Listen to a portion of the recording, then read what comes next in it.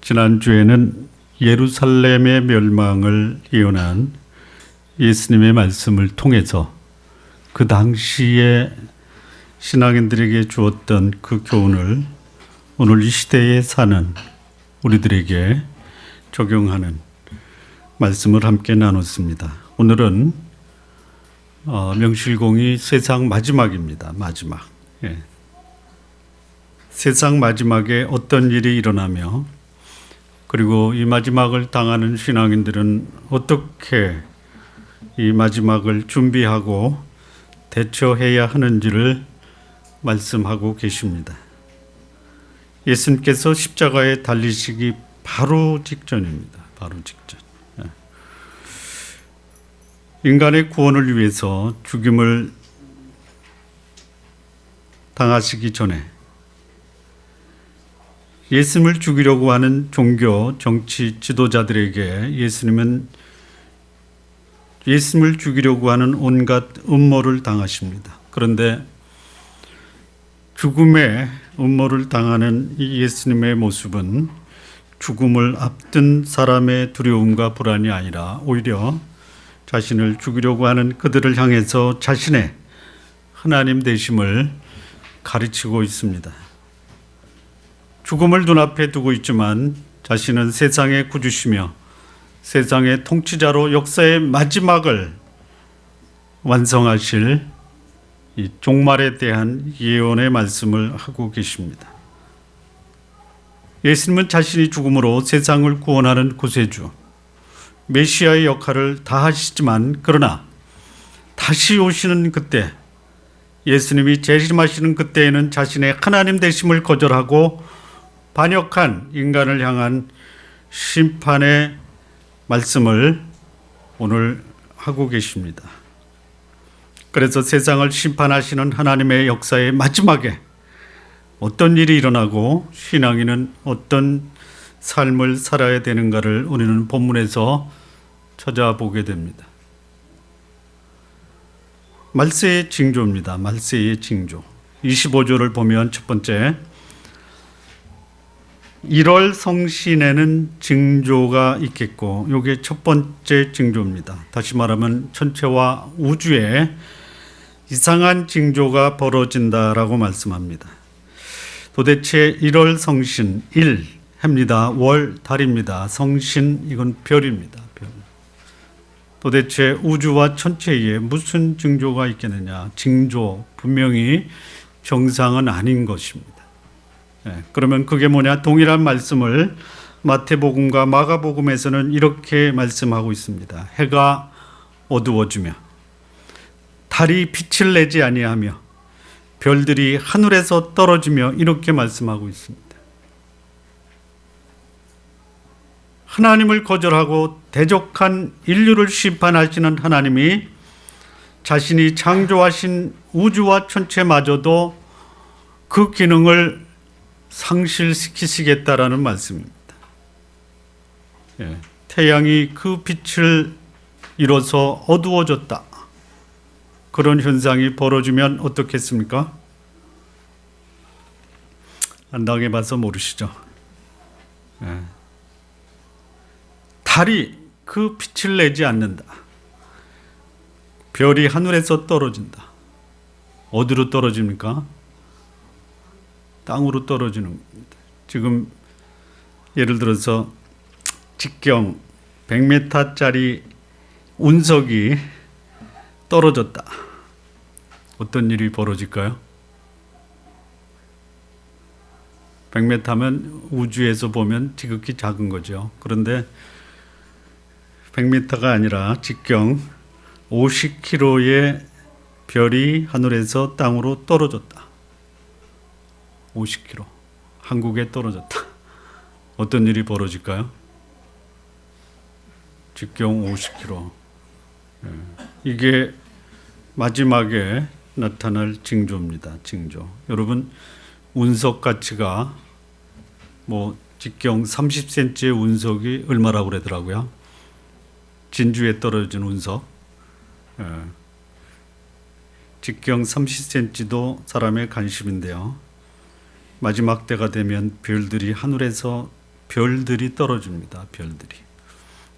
하나님을 거역한 인류를 향한 하나님의 심판이 그가 창조한 전체 우주마저도 멸망시키면서 인류에 대한 하나님의 진노를 내리시겠다라는 것입니다.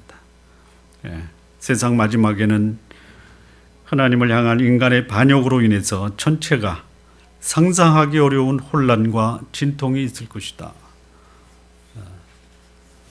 지금은 여러분 웃으면서 들으셔도요, 그때가 되면요 웃을 일이 별로 없을 것입니다. 근데 너무 긴장을 하지 마십시오. 어떤 일이 벌어지냐, 두 번째입니다. 25절 그 후반부에 보면요, 1월 성신에는 징조가 있겠고요. 일단 천체에 이상한 징조가 벌어집니다. 두 번째는 땅에서, 하늘에서뿐만이 아니라 땅에서 민족들이 바다와 파도에 우는 소리를 인하여 혼란 중에 곤고하리라. 하나님의 진노와 심판은 이제 우주에서, 천체에서 지구로 옮겨져서 나타납니다. 바다에서 인간을 지키시는 하나님께서 이제 그 붙으셨던 바다를 놓아버리십니다. 그래서 땅에 있는 민족들이 바다에 또 파도에 우는 소리를 인하여 혼란 중에 곤고한다, 이렇게 말씀합니다. 도대체 바다와 파도가 우는 소리가 뭐냐? 여러분, 바다가 울고 파도가 웁니다. 울어요. 어떤 성경학자는 이것을 이렇게 해석을 했습니다. 이를 문자적으로 해석하여 1월 성신의 변화가 생기면 달의 영향을 받는 바다의 조수 있죠? 썰물과 밀물이라고 합니다. 이게 일정치 않게 되어 바다도 혼란에 빠진다, 이렇게 해석합니다. 아주 부드럽게 해석을 했습니다. 달이 그 빛을 내지 아니하면 조수 간만의 차이가 불규칙하게 돼서 바다에서 고기 잡는 어부들이 상당한 혼란에 빠진다라는 겁니다. 또 어떤 성경학자는 이렇게 해석을 합니다. 바다에 지진이 나면 풍랑이 일고 해일이 일어나 육지를 뒤엎는다, 그런 재난이 나타날 것이다 라고 합니다. 하나님께서 몇 해 전에 맞대기로 일본이라는 나라의 요 현상을 보여주셨습니다. 소위 뭐라고 합니까? 쓰나미라고 합니다. 여러분, 이 쓰나미라는 단어가 불과 몇 년 전까지만 해도 우리들에게는 굉장히 생소한 단어였습니다. 요즘에는 아주 익숙하죠. 별데다 다 쓰나미를 붙입니다. 백화점에 세일하니까 사람들이 쓰나미처럼 몰려왔다. 여러분, 쓰나미가 지구를 덮어버린다. 일본의 한 지역을 덮었던 이 작은 쓰나미, 이게 지구 전체적으로 벌어지는 현상이 나타날 때 여러분 어떻게 하시겠습니까? 여기 보니까요, 혼란 중에 곤고하다라고 합니다. 이게 무슨 뜻이냐? 사람들이 지상에서 벌어지는 아주 이상한 현상, 자연재해, 그것 때문에 어리둥절하는 거예요. 혼란입니다. 곤고하다는 뭡니까? 불안하고 두려워, 어쩔 줄 모르다, 이런 뜻입니다. 지구상에서 자연재해의 현상으로 인해서 사람들은 불안하고 두려워 어쩔 줄 모르는 현상이 벌어집니다. 이거 지금 지구상에서 여러 곳에서 현재 벌어지고 있는 겁니다. 근데 이거 전 지구상으로, 전 세계적으로 이런 일이 벌어진다. 아마 전 세계의 민족들이, 백성들이 불안하고 두려움에 사로잡히게 될 것입니다. 이게 성경이 예언하는 마지막의 징조입니다. 지금은 맞대기로만 보여주고 있습니다. 세 번째는요, 26절 보면요, 사람들이 세상에 임할 일을 생각하고 무서워함으로 기절하리니 이는 하늘의 권능들이 흔들리겠습니다. 세 번째 징조가 뭐냐? 하늘의 권능들이 흔들려 사람들은 무서워 기절한다라는 것이, 우주에서, 천체에서 이상한 징조가 벌어집니다. 땅에서 바다와 파도들이 이상한 현상을 나타냅니다. 그리고 하늘에서 불이 내려 하늘이 풀어지는 현상들이 벌어진다라고 합니다. 도대체 하늘의 권능이 흔들린다. 이 말을요, 다른 성경 베드로후서 3장 10절에 보면요. 그러나 주의 날이 도적같이 오리니 그날에는 하늘이 큰 소리로 떠나가고 체질이 뜨거운 불에 풀어지고 땅과 그 중에 있는 모든 일이 드러나리로다.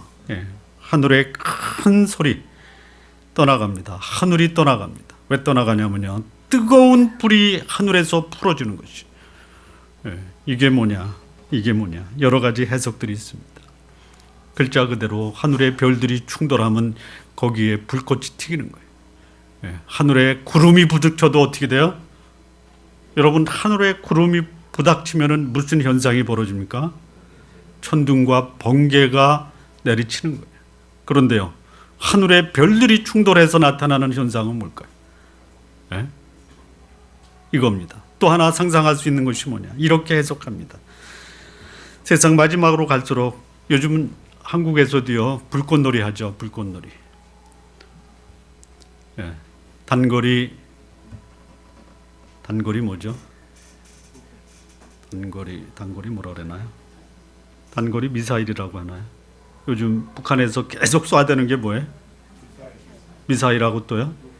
로켓. 예. 저게 방향이 지금 동쪽으로 가서 그랬죠. 남쪽으로 돌리면 어떻게 되는 거예요? 난리 나는 거예요. 불꽃놀이입니다. 불꽃놀이. 여의도에서 하는 불꽃놀이가 아니라. 그런데요, 그거는 약합니다. 지금 하는 불꽃놀이는 그냥 불꽃놀이고요.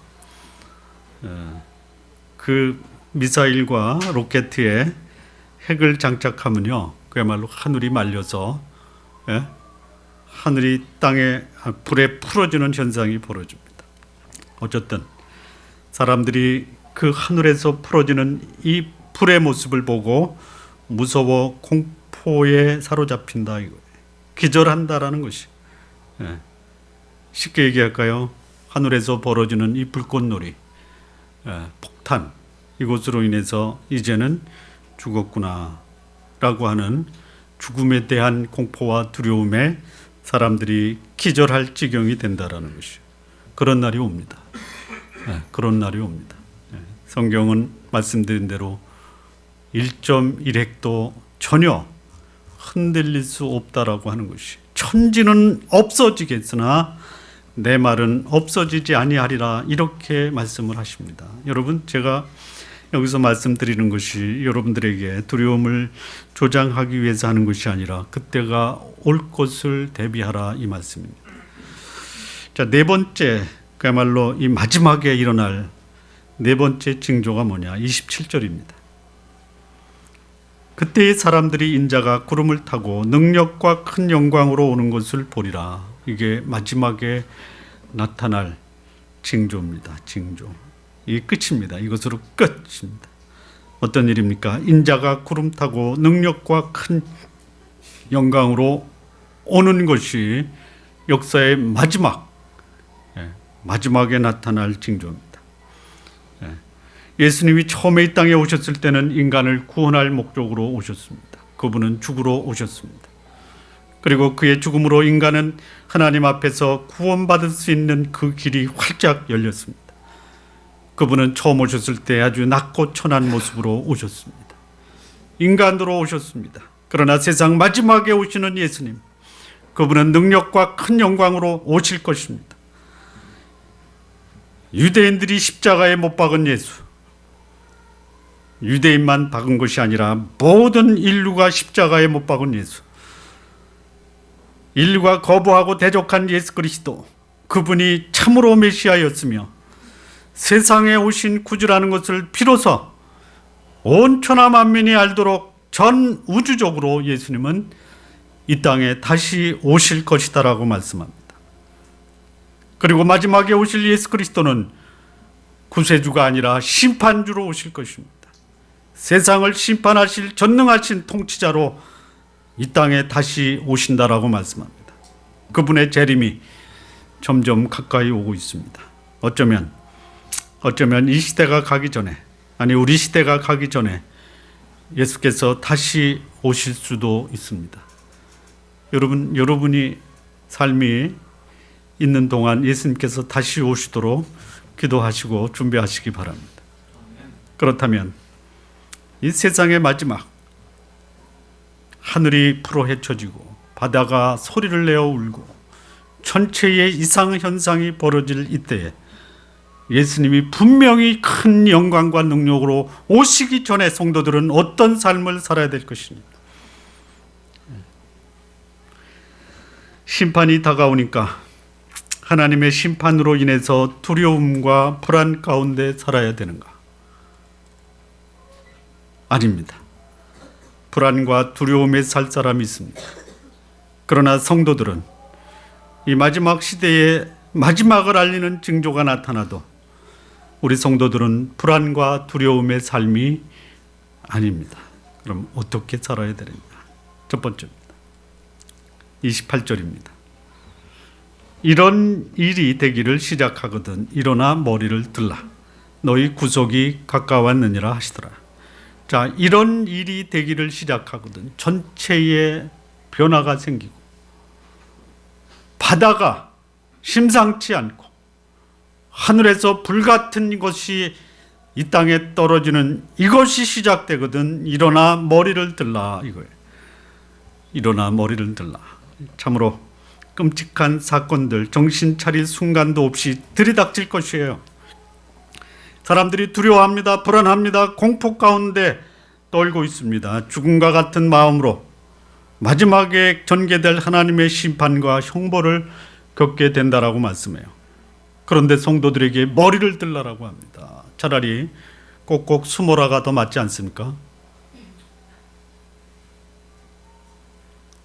그렇죠. 머리를 들면 어떻게 됩니까? 술래잡기라 그래? 숨바꼭질이라 그래. 숨바꼭질 때 머리를 들어야 됩니까? 꼭꼭 숨어야 됩니까? 걸리면 어떻게 돼요? 죽는 거예요. 그러니 차라리 꼭꼭 숨어라 이렇게 해야 되는데 머리를 들라라고 하는 것이에요. 여러분 그날 꼭꼭 숨어야 될 사람이세요. 그러나 성도들은 머리를 들라 이거예요. 머리. 왜요? 이제는 하나님의 구속이 완성된다라는 것이. 여러분 이 머리를 들라라는 말이 뭐냐면요, 단순히 머리만 듭니까? 머리가 들면 모두 펴져요? 가슴도 펴져요. 머리를 들면 어디에 힘이 들어가요? 어깨에 힘이 들어가는 거예요. 한번 해보시기 바랍니다. 머리를 들고 어깨에 힘이 들어 가슴을 펴 이렇게 사시기 바랍니다. 예, 세상 사람들은 두려워 죽음과 같은 공포 가운데 기절할 지경이지만 우리 성도들은요 고개를 들고 살라라는 것이. 예, 하나님의 마지막 심판이 두려움 상황이나 숨을 죽이고 죽는 날을 기다리는 그런 심정이 아니라 오히려 이 세상의 마지막 하나님의 심판이 일어나는 이 상황에서 성도들에게는 당당히 머리를 드는 기쁨과 감격의 시기가 가까웠다라는 것이. 마지막 심판이 벌어지는 것, 불신자에게는 두려움과 공포의 경험이지만 성도들에게는 우리들의 하나님 아버지께서 세상의 진정한 통치자로 그분의 통치자 되시며 심판자 되심을 우주에 알려지는 때가 되는 것이에요. 그러니 우리 하나님 아버지가 우주의 통치자 심판자로 오니까 그의 자녀된 자들은 어때야 됩니까? 머리를 드시기 바랍니다. 머리. 예. 세상 마지막 하나님의 심판은 성도들에게는 신앙으로 인해서 고통과 온갖 불이익을 견디며 살았던 시절에 대한 보상을 받는 감격의 시간이 될 것입니다. 불신자들은 불안하고 죽을 맛일 때에 성도들은 마지막 하나님의 심판 때가 왔으니 머리를 들고 가슴을 펴고 움츠렸던 몸을 기지개 펴며 살아갈 수 있는 날이 된다라는 것이. 하나님의 마지막 세상의 종말 심판을 두려워하지 마시기 바랍니다. 두 번째입니다. 29절에서 32절 말씀을 보면요, 이에 비유로 이르시되 무화과 나무와 모든 나무를 보라. 싹이 나면 너희가 보고 여름이 가까운 줄을 자연히 아나니 이와 같이 너희가 이런 일이 나는 것을 보거든 하나님의 나라가 가까운 줄을 알라. 우리 지난 시간에 예루살렘의 멸망을 예언하신 예수님이 이렇게 예언하십니다. 군대가 예루살렘을 에워싸는 것을 보거든 도망하라 이렇게 말씀합니다. 예. 하나님은 마지막 심판 때에 이것이 마지막이라는 사인을 보여주십니다. 그 사인을 예수님은 무화과 나무와 모든 나무 이것을 비유해서 말합니다. 싹이 나면 너희가 보고 여름이 가까운 줄 안다라고 그랬어요. 여러분, 나무에 싹이 납니다. 지금 나무에 싹이 나기 시작합니다. 그러면 봄이 왔구나. 그리고 잎사귀가 나면은 여름이 가까웠구나 알 수가 있듯이 세상의 마지막 징조, 천체의 징조가 보이고 바다가 우는 소리를 내고 하늘에 이상한 불 같은 것이 날아다니면 마지막이 가까운 줄 알라라는 것이, 시대를 분별하면서 살라라는 것입니다. 하나님의 나라가 가까운 줄 아는 삶, 이 삶이 마지막을 준비하는 성도들의 삶입니다. 무화과 나무가 뭐냐, 관심 가질 필요가 없습니다. 시절의 변화를 다 알지 않느냐, 이런 소리입니다. 우주와 지구의 재앙, 자연재해가 악한 세상의 종말이 다가온 것을 알려주고 있다는 것입니다.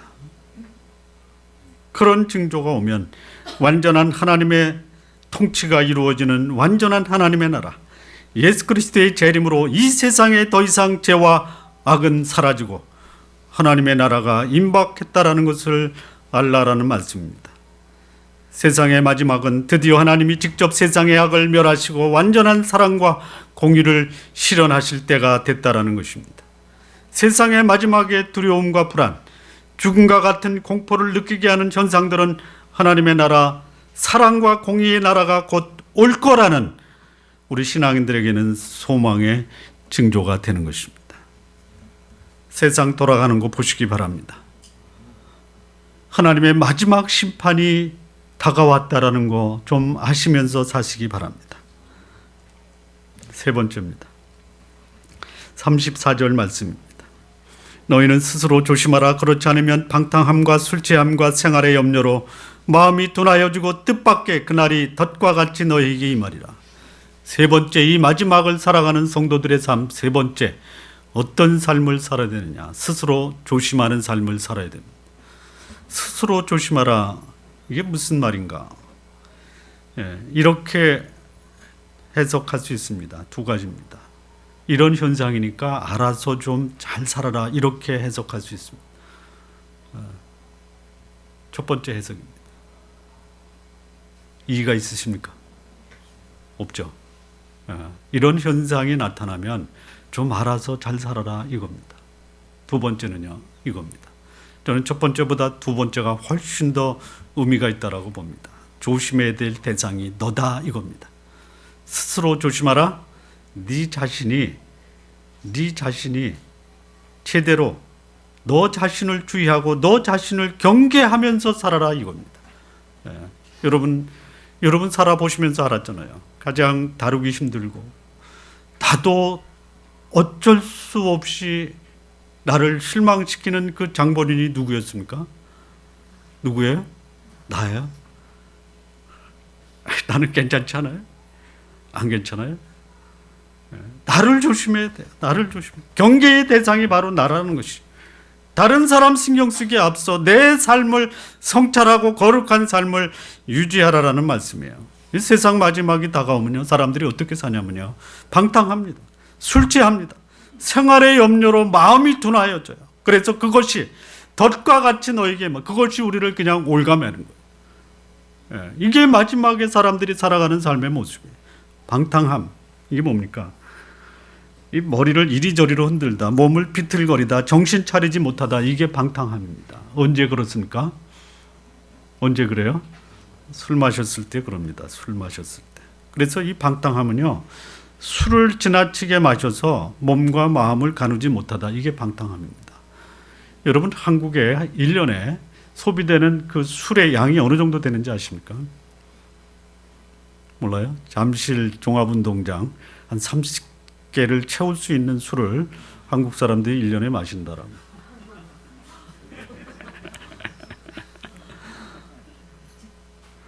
여러분, 회사 회식하고 남으면 뭐만 남아요? 술병만 남습니다. 그것도요, 방 전체에 한 20명이 회식을 하면요, 20평 되는 방에 가득 술병이 채워집니다. 모르시죠? 그냥 깜짝깜짝 놀라요. 그리고 넥타이 매고요. 그 술을 먹고 거리를 활보하는 사람들의 모습이 어때요? 비틀거립니다. 비틀거려. 비틀거려. 자, 두 번째 현상이 뭐냐? 술 취함입니다. 이 술 취하다라는 것은 술 취한 결과입니다. 그러니까 이 방탕하면요, 자기 그 육체적인 모습이 비틀거리는 거예요. 술 취한 것은 뭐냐? 판단력을 상실하다 이거예요. 술 취하면요, 판단력을 정상적인 생각, 판단력을 상실하는 것이요. 그래야지만이 살아요. 맨정신으로 못 사는 세상이 되어버렸습니다. 세 번째는요, 왜 그랬느냐? 생활의 염려에 먹고 사는 문제. 얼마나 이 먹고 사는 경제력 때문에 사람들이 불안하고 두렵고, 이것이 우리 삶의 최고의 걱정거리입니다. 걱정거리. 이게 마지막에 나타나는 현상이에요. 세상의 종말이 왔음에도 불구하고 이 술에 찌든 삶, 몸과 마음이 망가져 버립니다. 먹고 사는 문제로 인해서 이 세상의 마지막 심판자가 오시는 것조차도 잊어버리고 먹고 사는 문제로 불안과 두려움에 살아가는 것이 이 마지막 사람들의 모습입니다. 그런데요, 이 성도들 마지막 세상이 가까울 때 이것을 자각하고 불신자들이 살아가는 삶과는 구별된 삶을 살아라 이겁니다. 스스로 조심하라 뭐예요? 나도 조심하지 않으면 방탕함과 술취함과 세상 염려로 거기에 덫에 빠져서 고생할 수 있다라는 것이. 어쩌면 신앙인들의 삶도 먹고 살기 힘들고 힘든 세상살이를 잊어버리기 위해서 술에 의존하려고 하는 유혹을 받을 수도 있습니다. 세상 마지막에 하나님은 우리에게 거룩한 삶을 원하십니다. 세상적 욕망에 사로잡혀 사는 거기에 익숙한 신앙인들 있을 수 있다라는 것을 지적하고 있습니다. 조심하지 않으면, 자기 자신을 경계의 대상으로 삼지 않으면 세상을 분별하지 못하고 세상에 휩쓰여 살 수 있고 오염되고 부패한 삶을 살 수 있다라는 것. 여러분 자각하시기 바랍니다. 이 시대에 내가 그리스도인이다. 내가 그리스도인이라는 것을 어떻게 할 수 있느냐? 하나님이 축복해 주셔서 잘 산다. 이것이 이 시대의 그리스도인의 표지가 아닙니다. 이 시대의 그리스도인의 표지가 뭐냐? 거룩한 삶입니다. 오염되고 부패한 세상에서 저가 참으로 하나님의 백성이라는 표시, 그거는 거룩함입니다. 의로움입니다. 우리는 3월에 철로역정을 읽고 있습니다. 철로역정. 여러분, 은광산을 향해서 가는 그 길에서 이 기독도가 만나는 사람이 있습니다. 돈사랑 씨를 만납니다. 돈사랑 씨 아십니까? 돈사랑. 거기 두 사람을 얘기합니다. 하나는 목사, 하나는 상인. 별반 차이가 없습니다. 이 돈사랑 씨가 누구를 얘기하냐면 돈을 사랑하는 목사와 돈 때문에 사는 상인을 얘기합니다. 어쩌면 오늘날 일어나는 우리 시대에서 나타나는 현상과 똑같습니다. 아주 똑같. 한 가지만 말씀드릴게요. 개척교회 하는 목사가 먹고 살기 힘드는데 실력이 있고 설교를 잘해서 소문이 납니다. 큰 교회에서 개척교회에서 받았던 봉급 10배를 준다고 청빙을 합니다. 가야 됩니까? 말아야 됩니까? 가야 됩니까? 말아야 됩니까? 근데 거기에서는 갑니까? 안 갑니까? 오늘날 갑니까? 안 갑니까?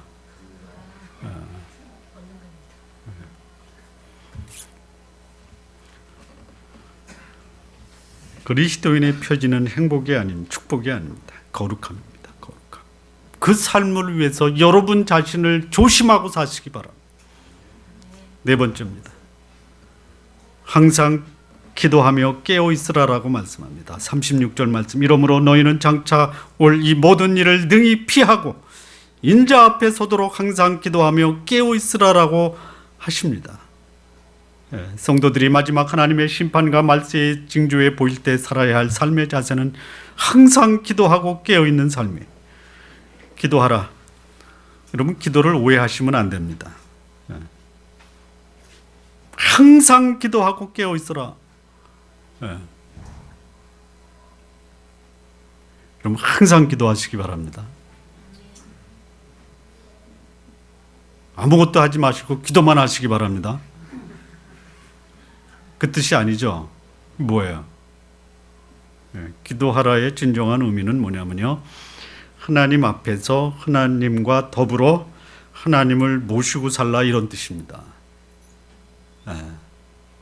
밥 먹을 때도요, 혼자 드시지 마시고요, 같이 드시기 바랍니다.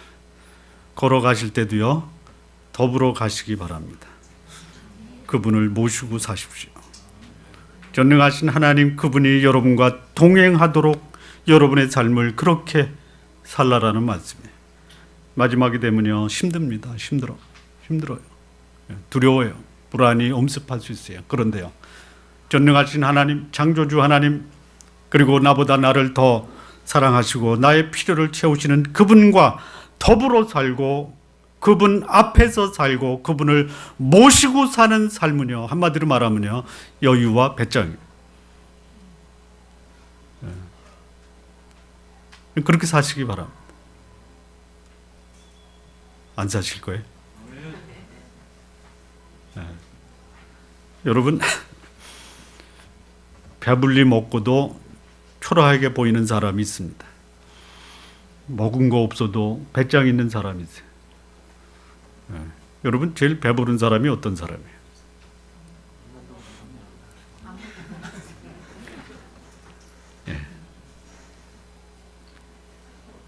안 먹고도 배부른 삶을 사시기 바랍니다. 깨어 있으라라는 말이 뭐예요? 여러분, 회사의 사장님이 지금 내 일하는 그 책상머리 앞에서 나를 지켜보고 있다. 그러면 여러분, 어떤 자세로 일을 하십니까? 깨어 있는 거예요. 깨어 있는 거예요. 깨어 있으시기 바랍니다. 나의 삶을 돌아보면서 내 자신이 하나님과 대화하면서 그분과 동행하면서 그분의 뜻을 묻는 삶을 사는 것이 익숙하십니까? 그런 삶에 익숙하십니까? 여러분, 힘들면 처음 뭐를 하세요? 힘들면 처음에 힘들다라는 걸 인지하시죠? 그 다음에는 뭐 하십니까? 왜 힘들지? 그 다음에 뭐 하십니까? 왜 나를 힘들게 하실까? 원망과 불평하는 데 익숙합니까? 아니면 이런 어려운 가운데서도 하나님이 나와 동행하시니 여유 있게 살아야지, 거기에 익숙하십니까? 자, 1번, 어려움이 오면 불평하는 데 익숙하다. 2번, 어려움이 오면 여유 있는데 내가 최선을 다한다. 어디에 익숙하십니까? 1번이에요? 2번으로 사시기로 하지 않으셨어요? 오늘서부터는 2번입니다. 이제 앞으로 제 앞에서 힘들다고 그냥 막 하소연하면 안 됩니다. 안 되는 거예요? 조금만 할 거예요. 제 말이 아니에요.